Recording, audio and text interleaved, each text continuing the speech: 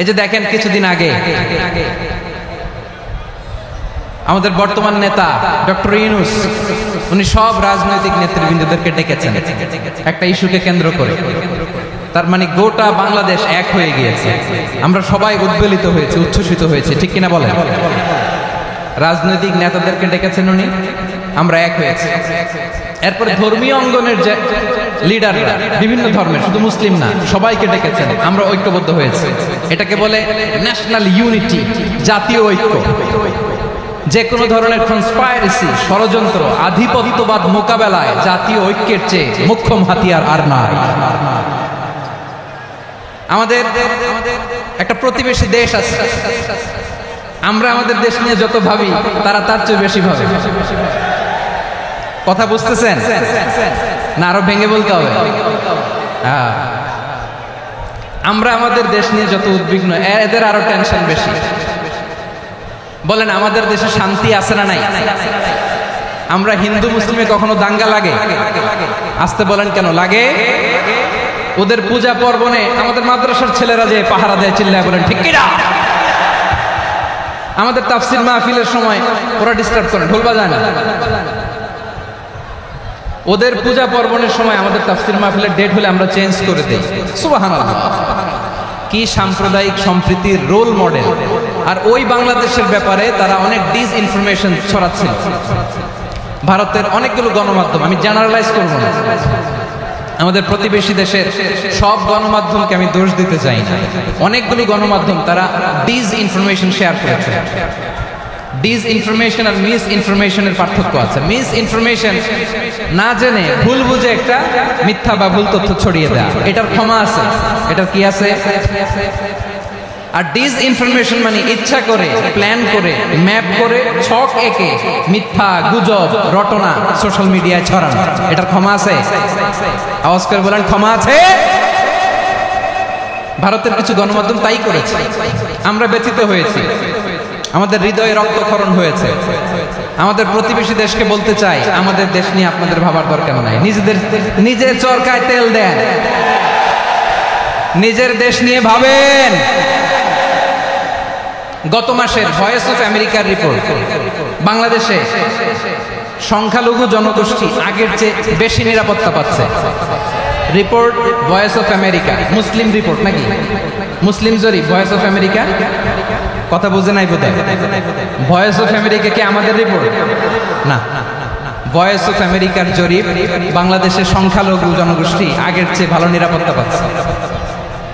শুধু এখানেই শেষ না, মাইক্রোসফটের একটা জরিপ শোনায় আপনাদেরকে। তারা সারা পৃথিবীতে গুজব, ভুয়া আর মিথ্যা নিউজ ছড়ানোতে কোন দেশ সেরা একটা রিপোর্ট করেছে। এর মধ্যে 1 নম্বরে এসেছে ভারতের নাম।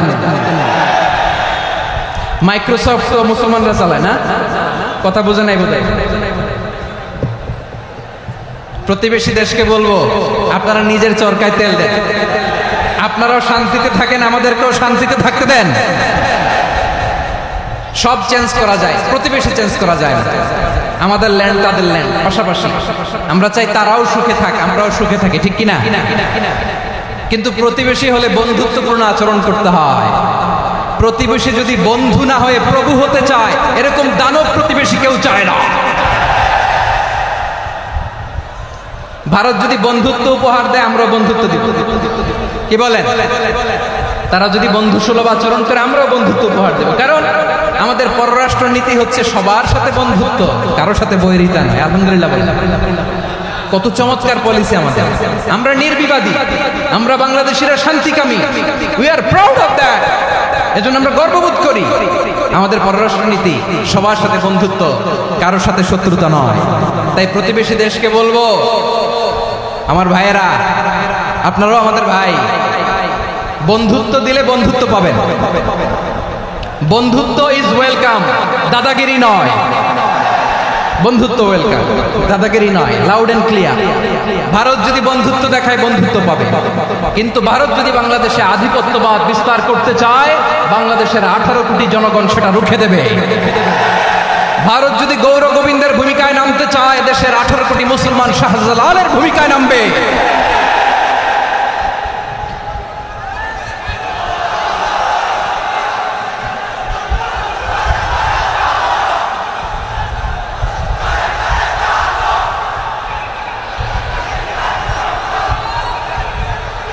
প্রিয় ভাইয়েরা, আমরা বন্ধুত্বে বিশ্বাসী, শত্রুতায় নয়, ঠিক কিনা বলেন? আল্লাহ আমাদেরকে বোঝার তৌফিক দান করুন। তাহলে এই যে তারা বলেছে এদেশে সংখ্যালঘুরা কষ্টে আছে, দুঃখে আছে, এটা কি ঠিক? বলেন এটা কি ঠিক? না, তারা ডিস ইনফরমেশন শেয়ার করেছে, এটা ঠিক নয়। আমার প্রতিবেশী বন্ধু রাষ্ট্রকে বলবো আপনারা এটা করবেন না, এটা করবেন না। আমরা শান্তিতে আছি, আপনারাও শান্তিতে থাকেন, আমাদেরকেও শান্তিতে থাকতে দেন। এই যে চিটাগাংয়ের অ্যাডভোকেট আলিফ হত্যাকাণ্ডে গোটা বাংলাদেশ আমরা ধৈর্যের পরাকাষ্ঠা দেখিয়েছি, চিল্লায় বলেন ঠিক কিনা? আমাদের নেতা আমাদেরকে ডেকেছে, আমরা শান্ত থেকেছি, আমরা শান্ত থাকতে চাই, আমরা ঐক্যবদ্ধ থাকতে চাই। যে কোনো ষড়যন্ত্র রুখে দেওয়ার জন্য ঐক্যবদ্ধ প্রচেষ্টার কোনো বিকল্প নাই। তাই আজকের আলোচনার ছোট্ট একটা টপিক আমি শিরোনাম ঠিক করেছি, আমাদের জীবনে, সমাজ জীবনে, ধর্মীয় জীবনে, রাষ্ট্রীয় জীবনে ঐক্যবদ্ধ থাকার গুরুত্ব। এবার আওয়াজ করে পেকুয়ার ভাইয়েরা বলেন, আমরা ঐক্যবদ্ধ জীবনযাপন করতে চাই কি চাই না? আল্লাহ তাআলা সে নির্দেশনাই দিচ্ছেন। আল্লাহ তাআলা ইরশাদ করছেন, ওয়া'তাসিমু বিহাবলিল্লাহি জামিআন ওয়া লা তাফাররাকু ওয়াযকুরু নি'মাতাল্লাহি আলাইকুম إذ كنتم أعداء فألف بين قلوبكم فأصبحتم بنعمته إخوانا وكنتم على شفا حفرة من النار فأنقذكم منها كذلك يبين الله لكم آياته لعلكم تهتدون الله أكبر পড়েন আল্লাহ বললেন, ও গোলামেরা শোনো, ওয়া'তাসিমু বিহাবলিল্লাহি জামিআ, ও আমার গোলামেরা সবাই মিলে আল্লাহর রশিকে আঁকড়ে ধরো। আল্লাহর রশি হলো ইসলাম, আল্লাহর রশি হলো কোরআন। আল্লাহ বললেন কোরআনকে আঁকড়ে ধরো, ইসলামকে আঁকড়ে ধরো। একা একা আঁকড়ে ধরলে চলবে না, জামিআ সবাই মিলে আঁকড়ে ধরো। এই আদেশটা আমাদের জন্য দান করেছেন কে?